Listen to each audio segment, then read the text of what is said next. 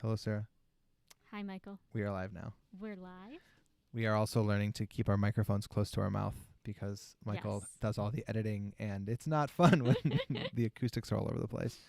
Um, First of all, thank you, dear friends, for putting up with yesterday because that was. I feel like if there was like an Olympic god of technology, they did not favor us yesterday, and so oh. That's the delay. Yeah. It's like 22 seconds on you. Oh yeah, we're on Right? YouTube now.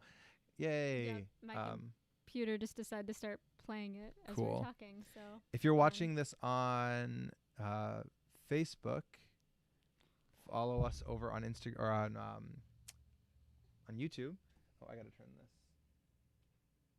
down. If you are, oh, are you? I can't tell if this is going. I think this just died. Thank you, Instagram. Start it. We're gonna start over on Instagram. Live, go. If you're watching us on Facebook, make sure you go over to YouTube and oh no. Make sure you go over to YouTube and subscribe to the YouTube channel. We need to get to 100 followers so that we can have the like vanity URL. So I can start saying like, follow us at our photo club on or on YouTube. I gotta get YouTube locked in my head. yeah, YouTube. Hello, Instagram. Hello. Cool. Well, all other garbage aside, welcome to Monday. We wanted to chat this week about.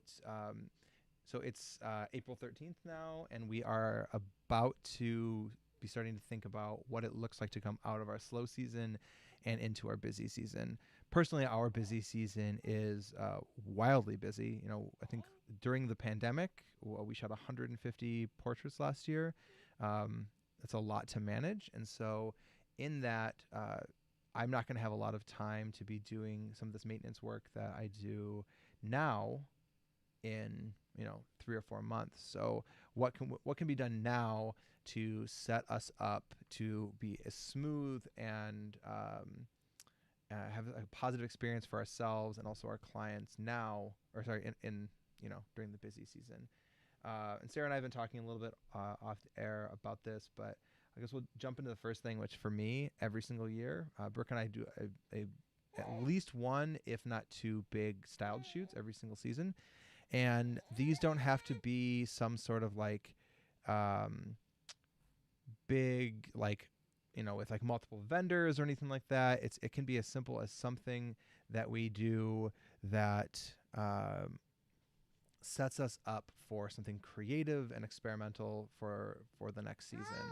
Um, we'll often do a senior styled shoot, maybe a family styled shoot, possibly a wedding styled shoot, but that's where you kind of get into kind of bigger, kind of multiple vendors included. Although you just did a styled shoot that was a little bit more like low key, correct? Yes, it was in January. It So was just yeah, a few months ago. Yeah, it was super low key. I did the photography, and then I have a couple friends that do hair and makeup. So we just decided to get together. And one of my cousins, her wedding had gotten canceled twice because of COVID. So Wow. she had a dress, and so they wanted to be models, and so it kind of just fell into place. Perfect. And it was great. Next time, I would like to work with more vendors, like a florist or someone to do more styling, Right. so I can just focus on photography. Right. And now is a really good like a good timeline for that because in 3 or 4 months, those same vendors are going to be super, super busy. But, I use those styled shoots to kind of shake the dust off the season, get the rust out of the system. Um, and for lack of a better word, like just get excited to be shooting again. You can give that to those other vendors as well. That can be part of that trade. But the fact that things just kind of fell into place for you is perfect. I think that's when styled shoots are at their best, when every single person across the spectrum is getting something of immense value out of it, and it's not like a bunch of people I don't know, paying each other to shoot. I haven't seen that done often. I've seen that done a couple times, but not too often. But yeah, we do definitely. We always do 1 or 2 seniors a year, and that helps kickstart that next season, that next class of seniors, kind of as the previous year graduates. A couple families. And I use this opportunity to find something new to shoot, whether it's a new location or a new technique or a new style, something that I've wanted to play with that in the middle of my busy season, I'm not going to have the time to kind of like play with very often. So yeah, is there anything, I know we had planned on, or you had planned on doing a couple different styled shoots. So, are you doing them all like now, or are you just kind of are you gonna wait and do them later, or when are you doing your next style shoots? I apologize for the baby noises. No, it's cute. We like it. I have, and I can mute the parts that okay. we don't like in post. I have a few planned. Honestly, it's kind of depends on the concept. One of them I want to involve. We're right on Lake Michigan, so I want to involve water, possibly some swimming, something that I've never done before. So I am going to wait till it's a little bit warmer for Ideally. that one. And then another one that I'm doing with Brianna, who works with us. I think we're planning on end of this month or next month. We were kind of waiting till it got quote unquote green outside. Right, yeah. Instead of, just the post-snow kind of meltage. So, meltage. I think depending on what you want, pick a time. For sure. I had 2 like certain looks in mind, so I'm kind of gearing mine towards different times when those looks are possible. Yeah, for sure. Yeah. Interesting. Next thing I wrote down, the next thing that I really focus on for kind of this in-between, this transitional season, we are about to launch our email marketing for the year. And so we are planning to do multiple email kind of passes, multiple email blasts, depending on who people are and kind of the timing of the season. So I will be launching like a spring mini session for my families that are already on my email marketing. They get sent out to email marketing first, and then if there's anything left, then they'll get sent to social. But having that email marketing component is really, really valuable because that can be the most direct line to your clients. When you have Instagram and Facebook and all these social media platforms holding a lot of that access behind paywalls now, email is free. Well, I pay a little bit of money for email, but email is primarily free, and you have, as long as you are using it in a way where your clients have signed up for that email, they're waiting for that, and so they want to see that email coming in from you. So we're gonna have to talk about email marketing more in depth down the road, because I think it has the possibility of being one of the more powerful marketing campaigns that you can run. But yeah, Sarah, I know Clem is unhappy right now, or just giggling right now, but have you done much email marketing in the past? I can't remember. I have. That was perfect timing. I have not. So cool. I would love to learn more about that. And I guess I have a list that I could use or utilize. I just never have. In previous jobs I have done that for cool. I was a receptionist, so I've done that for other people. But yeah, for my own business I have not. We should do something on stream. It will be tricky because we'll have to make sure we're not doxing a bunch of people, having a bunch of email addresses on screen. We can just create a bunch of awesome fake ones. Oh yeah, awesomefake at awesome.com. Yeah, like that. Yeah, cool. That'd be a really fun experience. Oh no, why are you paused? Welcome back. There we go. Welcome back. So the next couple things that I really focus on right about now is like cleanup. I made a pretty nice mess of our server at the end of last season, and I'm going to set a couple days aside here pretty soon. I've got another drive coming in for our Synology NAS system, which is network attached storage. We'll talk about that another time. So that we can expand our storage our opportunities, and then we can also I'll use it as as an excuse to start to like clean up some files and kind of make sure everything's in the right place. That way, for this next season. Oh, Clem. That was loud. That way, what's that? She doesn't like technology. She doesn't like server talk. You don't like servers? Do you prefer local storage? Do you prefer like locally attached storage or network attached? Maybe. Yeah, she no does. She doesn't opinion. know. No opinion. No opinion. So yeah, we'll use this as an excuse to have our to go through files, make sure everything is in the right place, but also take the opportunity to set up this season for like really kind of smooth operations. So you're not stressing about where files are in like mid-June. You know exactly where to place things. You come home from a shoot, drop it in the right location, and get to work, and there's no confusions there.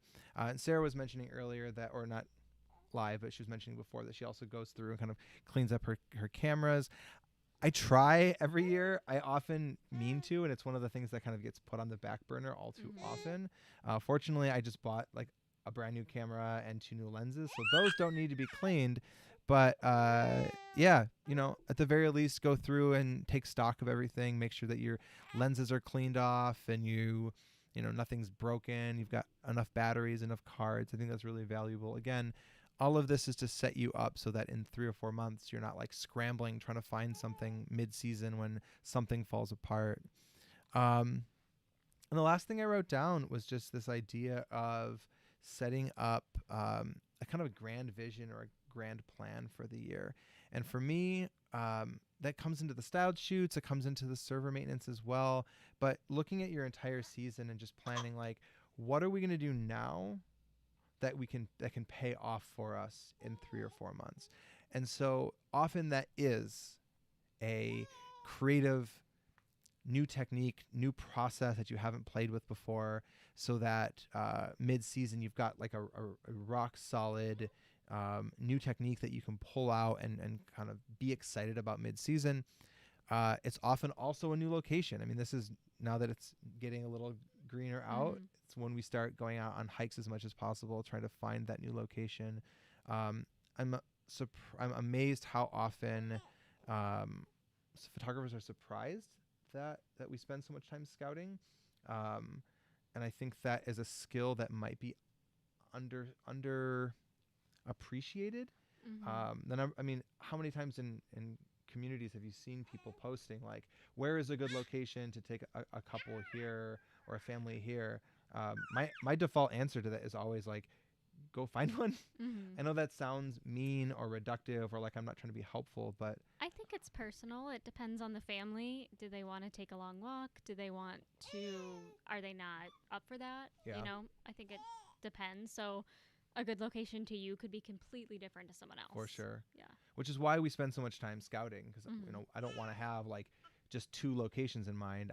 We have a little private secret Google Maps with a bunch of pins on it, and there's probably like 300 or 400 pins on there. You know, I have hidden locations all over northern Michigan, all over Michigan in reality, that I know I can pull from and I can take people to at a moment's notice. So being able to say, yeah, I've got a location in mind that has oh man, Squeakiness. having a location in mind that has a short walk or a long hike or big scenic views or like nice views of downtown, all of those kind of in your back pocket when you need them. Yeah, definitely. Do you do much scouting right now? You do a lot of hiking. I do. So I'm like, right now I love going out with my dogs because, you know, when it gets super crowded here, it's just harder to take them out with a lot of people and other dogs on trails. So I guess I scout, but typically accidentally or just for myself. And then I'm like, oh, I should bring somebody here, or this would make a great spot. But that's the trick. Scouting is, I would say, the number of times that I've like actually like quote unquote scouted like officially, maybe 3 or 4. But the reality is that when I'm driving out to a shoot to see a couple, to see a portrait, and I find something along the way, I'll make a point of like swinging back along, like either on the way back, or I'll just like you know, stop along the road and take a picture and be like, we're coming back here, or just going out on a hike with the family. Those are the opportunities that I take that pay off as scouting in hindsight, but they're not something that they're not always premeditated, I guess. Yeah. Can premeditated, does that only mean murder? Can I premeditate no. other things? You can premeditate. Okay. I say plan, but you can premeditate. It sounds much more violent. It does. I don't mean it to. Premeditated scouting. Yeah, Ooh. premeditated. Tiffany says, I scout a lot too. It's my excuse to hike and explore new places. Yeah. So, yeah, similar to me. Yeah, I think, I hope it didn't come across like I've got this like very formalized process for scouting. It's just hiking. Mm-hmm. Yeah. Just go on a hike, and if it's pretty, take people there. Mm-hmm. I intentionally document things with I'll take a nice camera with me, but I'll also take my iPhone so that it has GPS. I mean, I know that some cameras have GPS built in, but my iPhone has, it geotags those locations. Then you can have like a scouting report with like map pins and stuff like that. But yeah, if you want to find new locations, you really should just take the opportunity to decide to be into hiking, even if you're not right now. Just go on a hike. Go today. It's Tuesday, right? Yes. Oh, and go on a hike. Can be, just going downtown, and you don't have to be a hiker necessarily. That's a good point. I know you and I love shooting outdoors, but it can be, I don't know, you can look for indoor locations or other locations too. Anytime that you, I guess this comes a little bit back. This is not the right camera, but this comes back to like daily shooting, where you just keep your eyes open. 24/7, 365, as you are going about your life. Just find an excuse to look at that thing a little bit more detailed and think about if the sun was, lower in the sky, if you came back here in the evening, or if you came here in the morning, would it be an opportunity for a good photo? And then maybe before you take a high-paying client there, come back with your family and take pictures with your dogs or your babies or your aunt. Anyone. I don't know. whoever you're close with. Yeah. Oh, Tiffany has another good tip. She says, I try to check out my spots in each season. So ahead of time, I don't need to scout. Whoa. Clem, do you agree? She agrees. Clem, you haven't seen every season yet. Yeah, she's moody. She's moody. She hasn't seen summer yet. Oh, that's wild. I know. Milo's been obsessed with walking around outside, and we realized it's because he's 16 months old, and this is the first time he's been able to like walk in nice weather. Oh yeah, he couldn't walk last year. No, it was nice out, and he was stuck in a. Oh girl, if you've gotta go, you can go. We're almost wrapped here anyway. I was gonna say, wait, Tiffany said what? She said, oh, I think that also in terms of like scouting doesn't have to feel fancy. You can also scout by going out on shoots. So if you're scouting that same location by shooting there, 3 seasons in a row, you've now scouted it 3 times, and you have that one location kind of ready to. Do we need to pause this? 1 second. Live stream. We're back. If you've shot that location in 3 to 4 seasons, that means you've scouted that location in 3 to 4 seasons. So it doesn't need to be super fancy. It doesn't have to be this like super drawn out thing. At the end of the day, the answer is just get out and shoot as much as you can. Constantly be shooting, or constantly at least have your eyes open and have a camera on you, even if you're not taking a client there. Does that make sense? Cool. Well, I think we're good. Thanks for waiting a whole day for us. Sorry about my child screaming. It's cool. We want, the whole point of keeping these to kind of a schedule is we want to create a kind of a reliable routine that we know that every other week we know we're going to be back here kind of chatting together as a community. And so, keep letting us know how we're doing. This will be going up on the podcast as well, as I, clean up some of the audio, and we'll clean up the audio for the podcast, clean up the video for YouTube. But yeah, keep us updated and let us know how we're doing. I think we're good. Bye, Sarah. Bye, everybody.